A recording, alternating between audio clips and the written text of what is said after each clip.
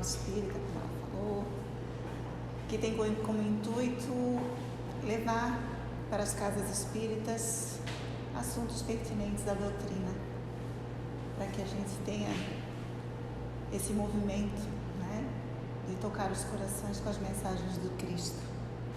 Hoje nós vamos falar sobre expiação e arrependimento.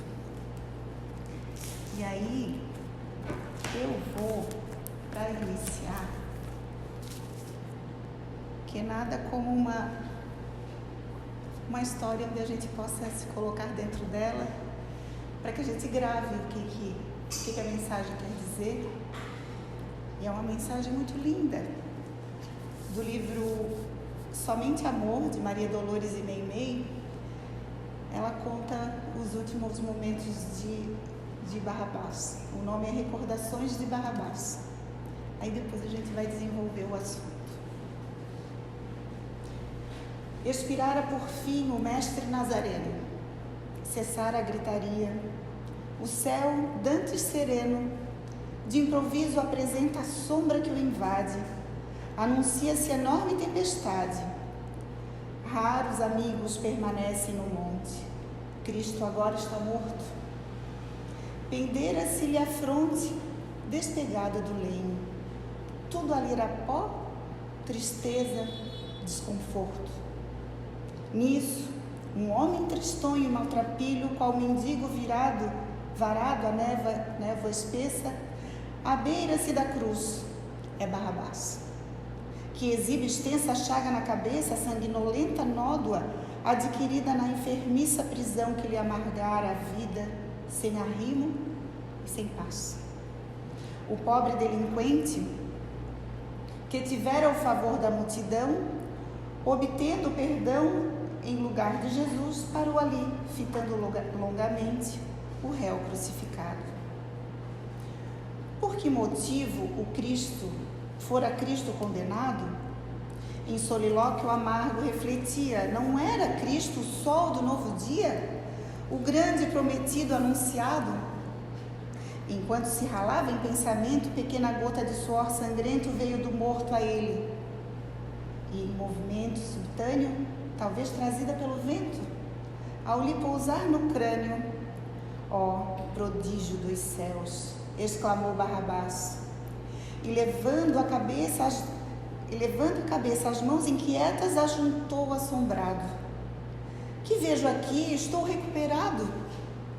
Este amigo dos pobres galileus terá vindo de Deus? A chaga que eu trazia em sangue e lodo foi curada de todo.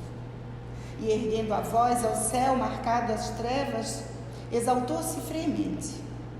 Agradeço-te, ó Deus onipotente, a inesperada graça que me levas. Curaste-me ao suor de teu Messias, a ferida cruel que me arrasava os dias.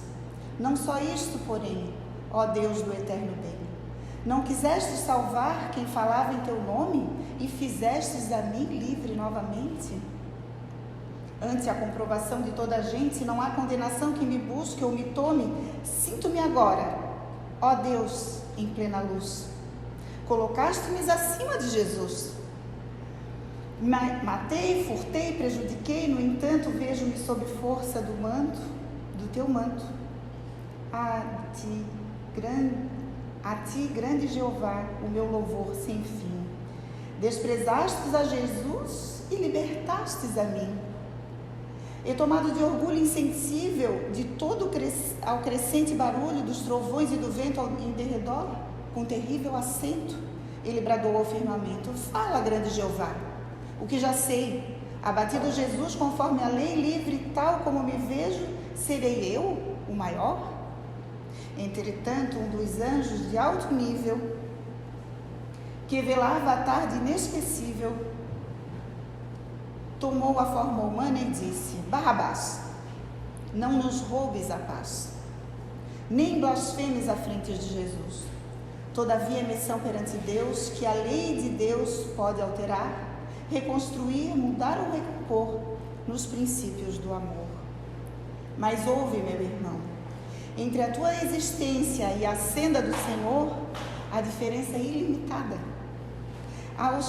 aos chamados do Pai, eis que Jesus se eleva em liberdade plena, a vida soberana.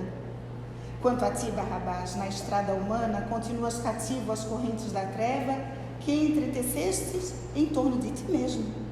Jesus resplenderá nos cimos do universo. Teu destino, porém, mostra rumo diverso. No indulto que tiveste ante aplausos embora, guarda a certeza disto: não mereces morrer para ser livre agora. Com o amparo do Cristo seguirás para a frente ao passo tardo, suportarás o fardo dos remorsos de fel a que te algemas. O Senhor buscará nas alturas supremas os sóis livres do eterno alvorecer, a pátria dos heróis, ridente e linda. Quanto a ti, Barrabás, é cedo ainda. Para buscar o além, o resgate é dever. Segue, querido irmão, à procura da própria redenção. Necessitas da terra, é preciso aprender. Barrabás, assustado, pôs-se em pranto e, vergado de dor, angústia e espanto, viu-se no temporal rude e violento. Preso às cadeias do arrependimento, agora mais em si.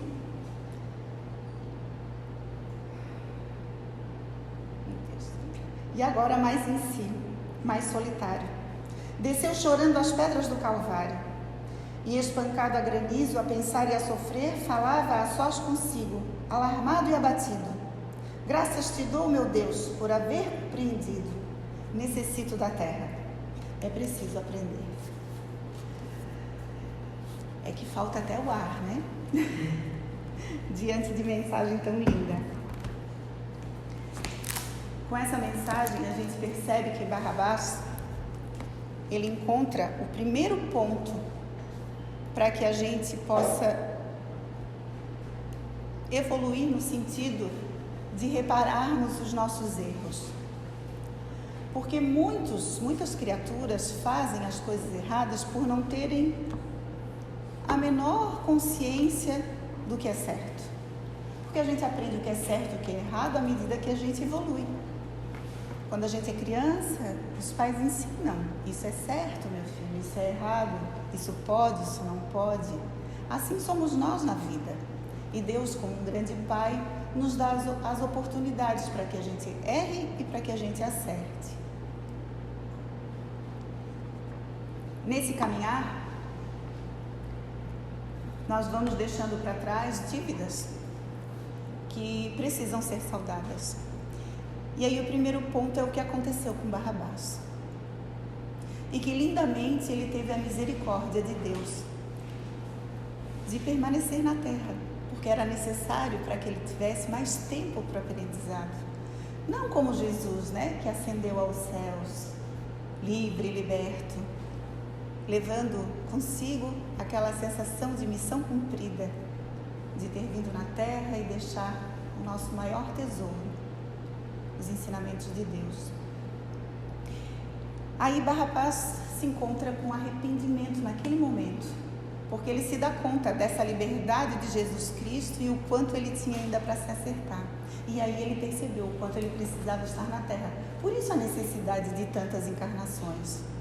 Porque para que a gente tenha mérito das nossas mudanças, é necessário que a gente volte, que a gente se esqueça, para que a gente tenha um mérito, para que a gente ganhe a medalha de dizer assim, ó, não, tu fizesses isso de coração, porque tu não sabias o que já tinhas feito. Então, o processo é lento, mas ele nos leva para o mesmo lugar. Para uns um tempo menor, para outros um tempo maior. Lá no Código da Pena da Vida Futura, diz assim que o arrependimento é o primeiro passo para o melhoramento, mas ele apenas não basta, sendo necessárias ainda a expiação e a reparação. E é isso que a gente vai entender. O que é isso? Arrependimento todo mundo já entendeu e todo mundo já sabia o que era arrependimento, né? Não é o arrependimento, às vezes, equivocado, que a gente às vezes fica com aquele remorso. Remorso não é arrependimento. Remorso é um autoflagelo. É a gente chegar, pegar o chicotinho e ficar se batendo e relembrando aquilo que a gente fez, porque remorso tem esse primeiro pedacinho da palavra, que é remorso, quer dizer, remoer novamente, refazer, é tudo que a gente faz de novo. Então, é necessário que a gente se arrependa. O que é o arrependimento? É a gente chegar e olhar e dizer assim, ó, nossa, eu me arrependi do que eu fiz, então eu vou lá e vou pedir perdão. Aí, será que às vezes só pedir perdão é o suficiente? É necessário às vezes a gente reparar, né? Porque às vezes a gente lesou a vida de alguém. Às vezes a gente tirou algo que seria muito importante, então é necessário que tenha essa volta. Por isso esses processos que a gente tenha a oportunidade de retornar, passar por aquela situação semelhante e saber o que sente o outro. Porque uma coisa é dizer que, por exemplo, quebrar a perna dói. Eu não sei se dói, porque nesta encarnação eu nunca quebrei a perna. Então só sabe aquele que passa, né? E por isso Deus nos dá a oportunidade de passarmos por algumas situações às vezes bem difíceis, mas que são o remédio, é o lenitivo, aquela coisa que vai te tirar daquela vibração do arrependimento, porque fica na mente registrado e a gente se sente com a dívida quitada. Arrependimento, expiação e reparação são as três condições necessárias para apagar os traços de uma falta e as suas consequências. O arrependimento suaviza as dores da expiação, porque desperta a esperança e prepara a reabilitação, mas somente a reparação pode anular o efeito ao destruir a causa. E a reparação é aquela que eu te tiro algo e eu vou lá e te devolvo. Quando eu devolvo e eu tenho consciência do que é devolver, digamos assim, para a gente entender muito bem.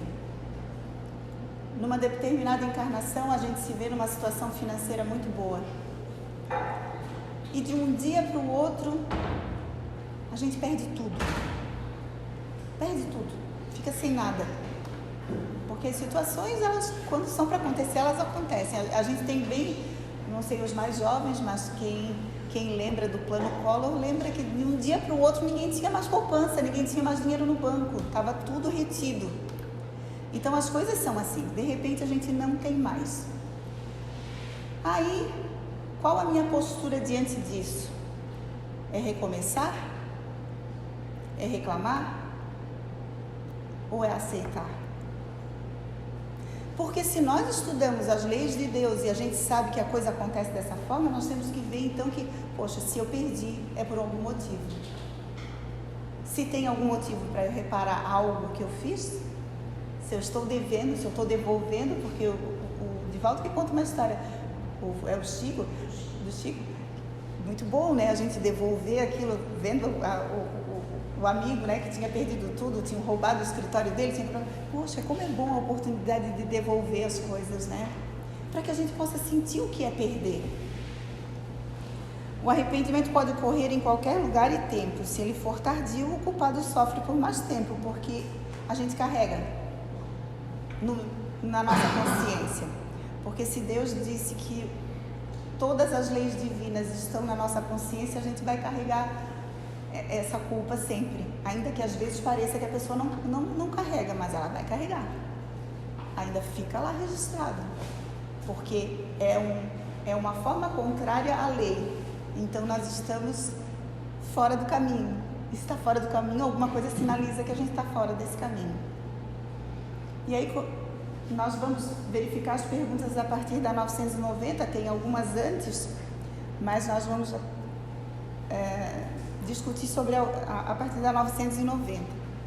E aí a pergunta é a seguinte: o arrependimento se verifica no estado corpóreo ou no estado espiritual? É uma pergunta, né? O arrependimento se verifica no estado corpóreo ou no estado espiritual? No estado espiritual, mas pode também verificar-se no estado corpóreo, quando bem compreendeis a distinção entre o bem e o mal. Por que no estado espiritual, primeiramente? Porque é o que normalmente acontece, a gente esquece do que a gente fez, aí a gente faz um monte de plano para vir para a Terra, aí a gente chega aqui e a gente esquece que a gente foi bem malvadinho. E aí a gente começa a ver que aquela dificuldade está muito difícil, a gente não quer. Não, isso aí está muito difícil. Eu não vou querer. O que? Esse palestrante? Não, de jeito nenhum. eu tenho vergonha, eu vou ter que estudar muito. E é assim que às vezes a gente nega a oportunidade de estar fazendo o bem. E aí quando a gente retorna à pátria espiritual, a gente se dá conta, não, agora eu estou lembrando que eu tinha um compromisso e eu não fui, não prestei contas daquilo que eu deveria ter feito. E aí vem de novo o arrependimento. E vem de novo a vontade de fazer certo. E aí vem, depois de um tempo, a oportunidade de retornar à Terra. Então esse processo ele vai demorar mais ou não de acordo com a nossa vontade de mudar. Então aqui na Terra é aquilo que eu falei. Se eu perco tudo e eu sei que nada disso acontece se não tiver que acontecer, porque tem algum motivo por trás. Por que uns passam tão bem em algumas coisas, outros passam tão mal em algumas coisas, outros têm uma doença, o outro não tem, é tão saudável? Mas uma coisa é certa, todo mundo vai passar alguma dificuldade em algum momento. A gente que ama tanto os filhos, a gente não quer que os filhos passem por dificuldade, não quer que passem por problemas, a gente tenta cercar eles de informações, de coisas. Não adianta, não tem jeito, cada um vai passar o seu cadinho, o seu pedacinho ali que vai ser necessário para o aprendizado, para o seu teste, para a sua prova. E aí quando a gente se dá conta de que a gente já sabe o que é certo e o que é errado, a gente já sabe que pode ser que precise passar por isso e a gente aceita. Como tem tanta gente que diante de uma doença tão grave diz assim, não, eu vou superar isso, Deus é muito bom, Ele vai me encher de forças. Ele pode até morrer com a doença, mas morre curado. E tem muita gente que procura em todos os cantos a cura material e morre doente, porque carrega consigo ainda a dívida, aquela responsabilidade de se dar conta de que é necessário às vezes o sofrimento. E não é à toa. Barrabás não disse, eu matei, eu furtei, fez tudo que não devia, não tem ainda que acertar as contas? A lei é para todos, pagarás até o último cetil, isso é para todos. Jesus veio à Terra na mesma condição que qualquer um de nós, através de um ventre materno, de um ventre muito especial. Mas cada um recebe o pai e a mãe de acordo com a sua necessidade. Uns mais difíceis, outros mais bonzinhos, outros mais amorosos, outros mais rudes, de acordo com aquilo que a gente tem que aprender. E aí no Evangelho diz assim, ama o teu pai e a tua mãe, independente de como eles sejam, porque foram eles que te deram a vida. O Divaldo frisa muito isso, eles poderiam ter te abortado. Então aí já começa a nossa dívida com o nosso pai e com a nossa mãe, né? E é tão bonito quando a gente começa a aprender e enxergar a vida desse jeito, porque se torna mais leve. Por isso que Jesus diz, caminha comigo, que meu fardo é leve, meu jugo é suave. Porque tendo compreensão do porquê, se torna mais fácil. Não quer dizer que não vai doer, que não vai ser difícil, que não vai ter dia que vai ser difícil até de se levantar. Mas quem tem Jesus no coração, levanta e anda. Qual a consequência do arrependimento no estado espiritual? O desejo de uma nova encarnação para se purificar. O espírito compreende as imperfeições que o impedem de ser feliz, aspira uma nova existência onde possa expiar as suas faltas. É o que acontece. A gente se arrepende e aí vê, não, poxa, realmente quem estava errado era eu, porque às vezes a gente se fixa com ideias que se cristalizam na nossa mente. Pode observar, na maioria das vezes nós temos um olhar muito para aquilo que nos faz sofrer, mas a gente não se pergunta por que o outro está fazendo aquilo que te faz sofrer. A gente não tenta entender o problema do outro, porque eu já tenho o meu problema, agora vou querer entender o problema do outro, ele que não me faça sofrer, pronto, está resolvido. Mas não é assim. Porque justamente são as convivências, esse burilamento de problemas, de às vezes espetadas, que a gente vai aprendendo com o outro, vai perdoando aqui, vai ensinando ali, é uma troca o tempo inteiro. Então é necessário que a gente compreenda tudo que está no nosso entorno e a gente pare de olhar só para a gente. tem uma parte do Evangelho que se chama ponto de vista. E a gente deve estudar aquilo ali, porque ponto de vista é aquilo que eu estou vendo. Eu vejo um salão cheio de gente olhando para mim atentamente. Alguns sorriem, alguns concordam, outros estão sérios. Alguém está vendo isso? Era capaz até de vocês dizerem assim, tu estás louca, porque eu não estou vendo nada disso. Eu vejo uma mulher em cima de um lugar mais alto falando para a gente. Esse é o ponto de vista. Então é necessário que a gente mude às vezes o foco em saber que às vezes tem uma janela atrás da gente, que tem uma porta. A gente às vezes está ali encurralado, achando que não tem lugar para ir, não tem como resolver essas coisas. E a gente tem outras opções se a gente parar, olhar, ouvir, trocar. Essa convivência com as pessoas fazem a gente abrir o nosso horizonte. Qual a consequência do arrependimento no estado corpóreo? Aí é a glória.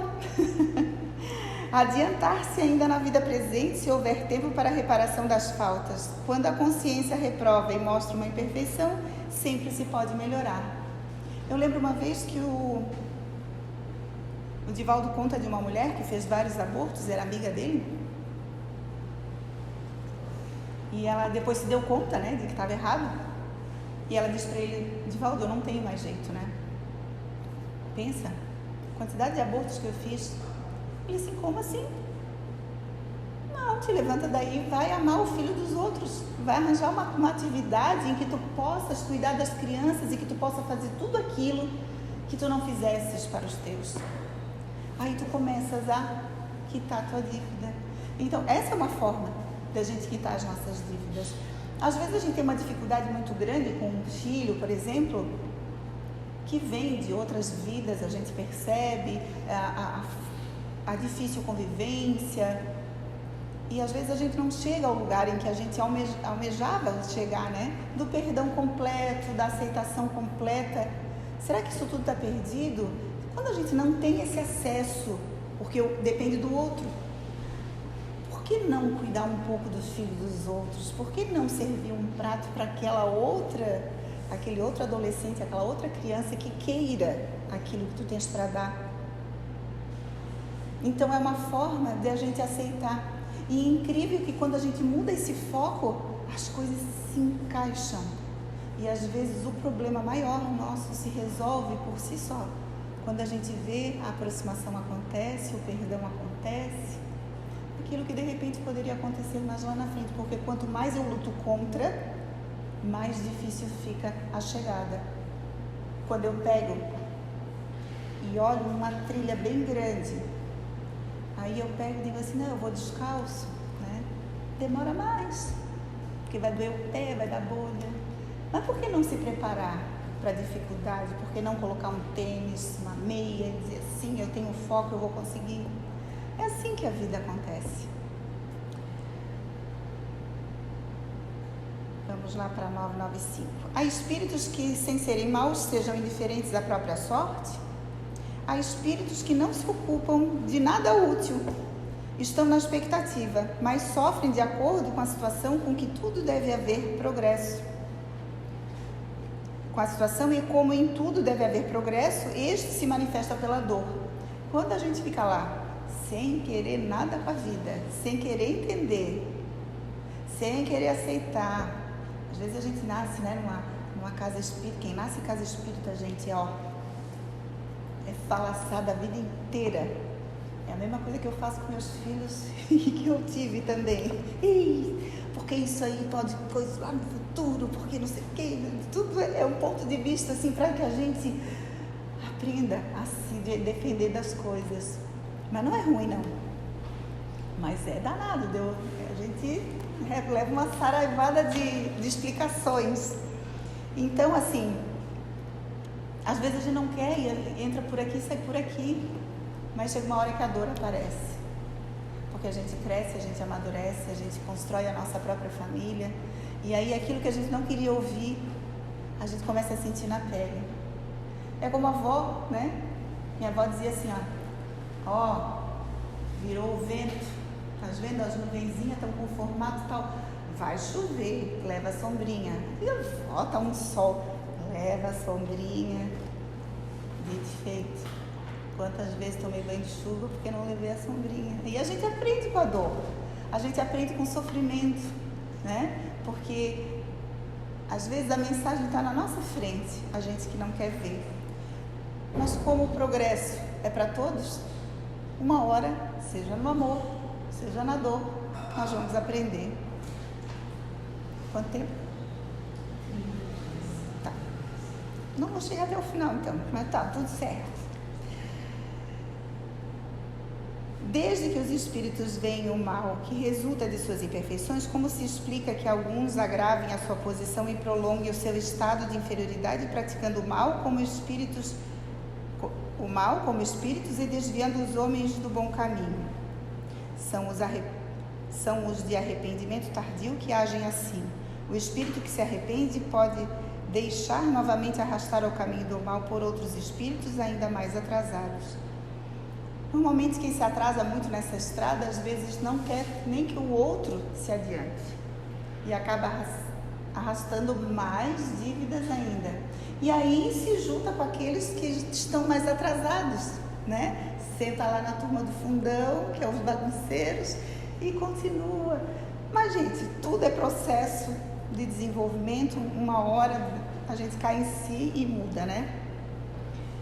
Vêm-se espíritos de notória inferioridade que são acessíveis aos bons sentimentos e às preces feitas em seu fervor. Como se explica que outros espíritos que nos pareciam mais esclarecidos revelem um endurecimento e um cinismo a toda prova? A prece só tem efeito em favor do espírito que se arrepende, aquele que, impulsionado pelo orgulho, se revolta contra Deus e persiste nos seus erros, enxergando-os. Só um minuto. Eu acho que eu peguei o meu... não, estou no texto certo.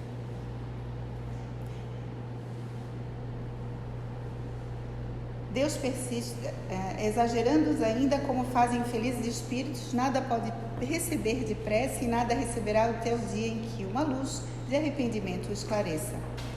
Quer dizer,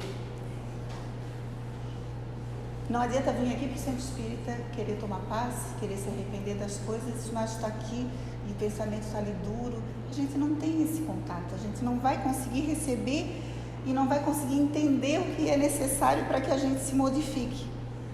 É simples, a gente precisa em todo momento ter aceitação e saber para onde a gente está indo.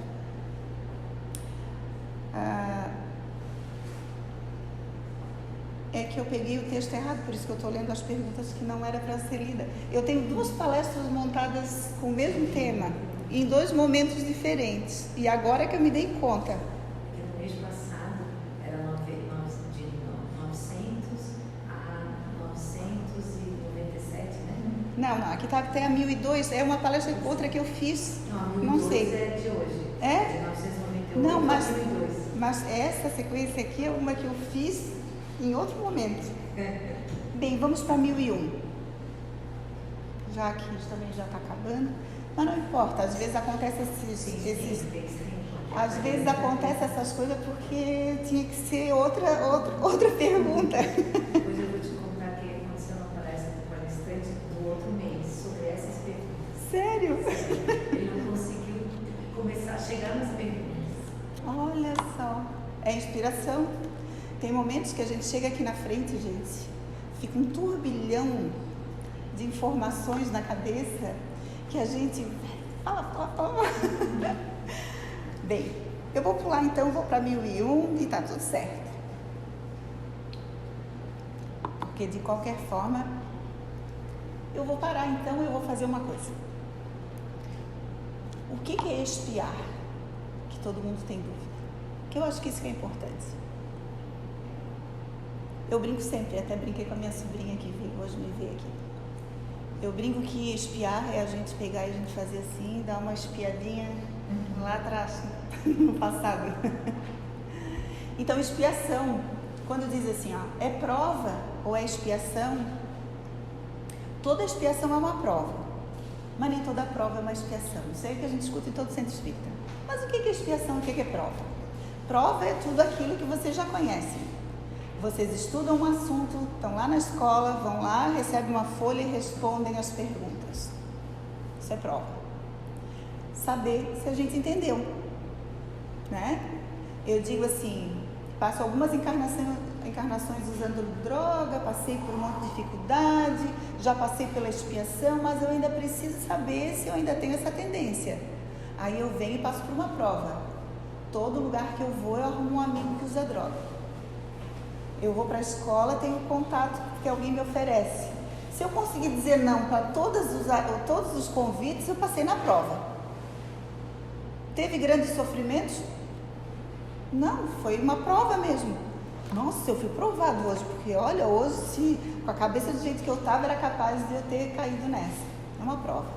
E a expiação é quando são as coisas mais graves que nos afetam, porque tudo é somatizado na mente. E nós acabamos adoecendo o nosso espírito.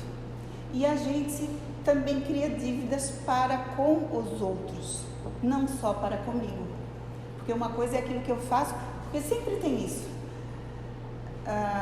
Porque quem usa droga está fazendo mal, está fazendo para ele. Não. Está fazendo mal para a mãe, para a irmã, para o pai, para todos aqueles que convivem, para aqueles que estão passando por aquela angústia de querer tirar a pessoa dessa situação. Então eu vou passar por uma expiação. São aqueles casos mais difíceis, né? Que a pessoa passa por doenças graves. O Divaldo Pereira Franco passa até hoje, tem respingos de uma encarnação dele como suicida. O suicídio ele traz esse processo da expiação, porque a gente precisa valorizar a vida, e olha o quanto ele valoriza a vida. Um homem que está com a idade que está, ele fez um programa que é sobre a vida, né? Ele fala, todo ano ele tem esses movimentos, e ele traz esse problema respiratório que ele tem e que é tão difícil. Agora, com essa idade avançada, a gente está sempre vendo ele com essa dificuldade respiratória, com o pulmão dele cheio, e é até uma provação grande, porque estar presente na frente de todos com um problema desse, onde tu de repente tosse, né, e ocasiona um certo desconforto, a gente fica envergonhado, né, e ele está ali enfrentando, não está ligando para isso, porque ele sabe que quando ele partir daqui, ele vai estar curado 100% de tudo que ele fez. Então, essa é a expiação. E aí depois vem a reparação. A reparação é tudo aquilo que ele faz, por exemplo, vamos continuar por exemplo do Divaldo, tudo aquilo que ele faz para o próximo. Quantos filhos ele adotou, quantas crianças ele tirou da miséria, porque lá em Salvador existe a miséria, aqui a gente não vê a miséria, a gente não tem noção do que é a miséria. Lá existe a miséria, miseráveis, pessoas que não têm o que comer. Então ele tirou quantas pessoas dessas situações? Então ele está reparando. Ele está reparando coisas que ele já fez lá no passado. Ele já fez parte do clero, ele já fez parte de outras situações durante as vidas dele, outras que nós não temos essa lembrança, nós não temos esse privilégio ainda de saber, né? Que às vezes nem é privilégio, é muito bom a gente não saber, porque senão a gente ia se apavorar. Ele é porque já tem condições de ter esse conhecimento.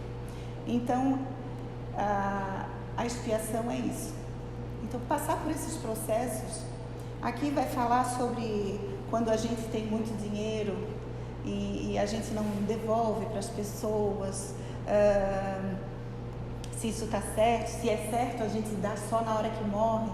Então, resumindo, eles dizem assim, que quando a gente tem que fazer alguma coisa, que a gente faça no decorrer da vida. Um filho que passa por uma dificuldade muito grande, se não for... Lógico, cada coisa vai ter uma situação, né? Às vezes a gente tem um parente, a gente fica lá segurando. Não, um dia quando eu morrer, aí eles vão herdar tudo e aí eles se resolvem. Quando a gente puder tirar e amenizar o sofrimento do outro, o mérito é muito maior do que aquele quando a gente entrega na passagem da gente. E se arrepender antes da morte, eles perguntam, né? Sabe aquelas pessoas, porque aqueles momentos que a gente passa, que às vezes alguém passa, né? Antes do desencarne, que a gente vê aquela dificuldade muito grande, uma doença prolongada, em que a pessoa vem, aí pede perdão para um, pede perdão para o outro, né? Na hora, antes de ir para o outro lado. Por isso que a gente fica naquela assim, poxa, tem que partir logo, porque meu Deus, o sofrimento está muito grande. Não, gente, às vezes é naquele momento que a pessoa dá esse primeiro start do arrependimento. E se arrepender aqui encarnado é muito melhor do que se arrepender lá do outro lado, porque tu já parte daqui sabendo que tem responsabilidades a acertar. Então, o perdão é um caminho à frente que a gente vai. Vou voltar para o Divaldo, né? A irmã dele, que não odiava o pai a vida inteira. Ela dizia, o teu pai. Por quê? Ele mesmo viu, né? Que em uma outra encarnação ele tinha maltratado muito ela, tinha matado ela, e ela veio como filha. Ele também tinha um sentimento de raiva por ela que eles não sabiam explicar. E no dia da morte do pai, ele colocou os dois e disse assim, vai lá, minha irmã, vai lá e pai, fala com ela, pede perdão. Aí ele pede perdão para ela, diz, minha filha, me desculpa por tudo que eu fiz.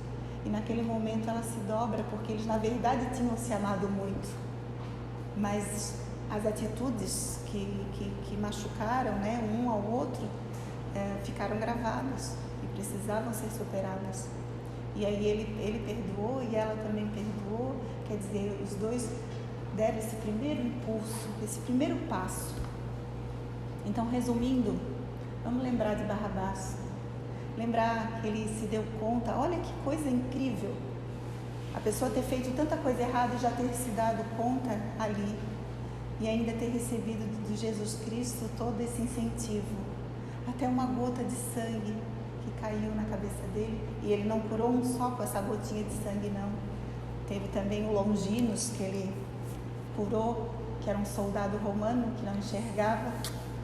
Ele não enxergava direito de um olho e a gota de sangue cai e ele passa a ser um seguidor de Jesus Cristo. E aí vocês olham para mim e dizem assim, mas aí comigo Jesus não apareceu para jogar uma gotinha de sangue. Quem disse?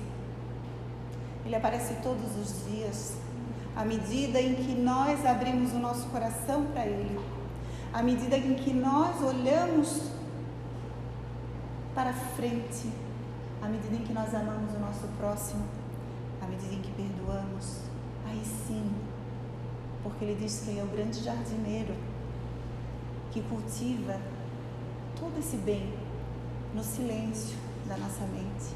Ele vem e fala. É quando o nosso coração se enche de alegria, a gente não sabe nem o porquê. É aquela mensagem de um amigo que a gente recebe e a gente diz assim, nossa, que estranho, fazia tempo que não falava, que mensagem, como me serviu. Gente, Deus usa todos os mecanismos que estão à nossa disposição para falar com a gente. E esses mecanismos da atualidade, eles são utilizados sim. Não é só para coisa ruim, nem para bobagem, não. É para coisa boa também. Então, que Jesus Cristo esteja no coração de cada um de nós, que a gente possa partir daqui, assim, entendendo melhor que se eu passo pela dificuldade é porque é necessário. E se eu passar sorrindo e de pé, eu estou no caminho certo. Obrigada.